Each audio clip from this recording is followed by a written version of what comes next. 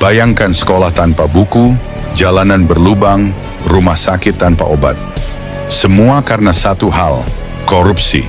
Korupsi bukan sekadar mencuri uang negara, tapi mencuri masa depan kita.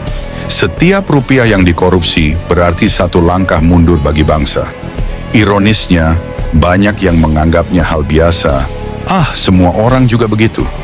Inilah yang membuat korupsi terus berkembang. Korupsi dimulai dari hal kecil, titip absen, manipulasi nilai, mengambil yang bukan haknya. Jika dibiarkan, mental korup berkembang, merusak moral, dan menghancurkan kepercayaan. Jujur dan disiplin adalah kunci utama. Bangsa maju karena pemimpin dan rakyatnya menolak korupsi sekecil apapun. Mulailah dari diri sendiri. Kalau kita diam, siapa yang akan bertindak? Apa menurutmu korupsi bisa benar-benar hilang? Tulis di komentar. Assalamualaikum warahmatullahi wabarakatuh.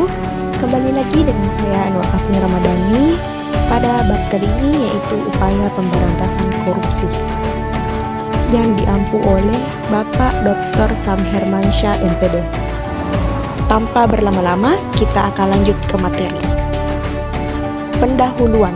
Menurut satu sudut pandang, cara terbaik untuk memberantas korupsi adalah dengan menghukum pelakunya sekeras mungkin.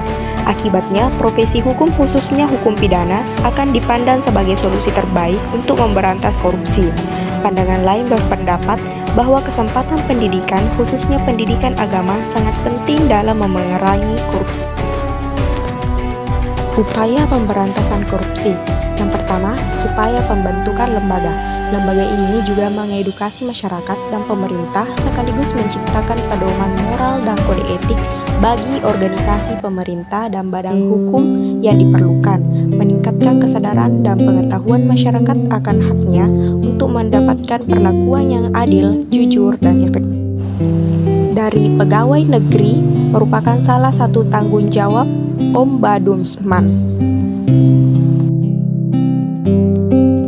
Pencegahan korupsi di sektor publik. Memegang tanggung jawab pejabat publik untuk mengungkapkan kekayaan mereka sebelum dan sesudah pemutusan hubungan kerja adalah salah satu strategi untuk memerangi korupsi. Yang ketiga, pencegahan sosial dan pemberdayaan masyarakat, yakni memberikan hak masyarakat untuk mengakses informasi merupakan salah satu strategi pemberantasan korupsi atau akses ke informasi. Seperti halnya media harus memiliki kemampuan untuk mengakses segala informasi yang berkaitan dengan keputusan-keputusan pemerintah yang berdampak signifikan terhadap hajat hidup orang banyak. Selanjutnya, yang keempat, pengembangan dan pembuatan berbagai instrumen hukum yang mendukung pencegahan dan pemberantasan korupsi. Tidaklah cukup hanya mengandalkan satu perangkat hukum, yaitu Undang-Undang Pemberantasan Tindak Pidana Korupsi. Untuk mendorong pencegahan dan pemberantasan korupsi, diperlukan untuk membuat sejumlah undang-undang, aturan, dan dokumen hukum lainnya. Undang-Undang Tindak Pidana Pencurian Uang atau Tindak Pidana Pencucian Uang merupakan salah satu peraturan perundang-undangan yang harus ada untuk memungkinkan pemberantasan tindak korupsi. 5. Monitoring dan evaluasi. Melakukan pemantauan dan penilaian merupakan tugas krusial tambahan yang harus diselesaikan dalam rangka pencapaian pemberantasan korupsi. 6. Kerjasama internasional. Kerjasama internasional atau kerjasama dengan negara lain dan LSM internasional adalah tindakan lain yang harus dilakukan untuk memberantas korupsi. Masuk ke upaya pemberantasan korupsi di Indonesia.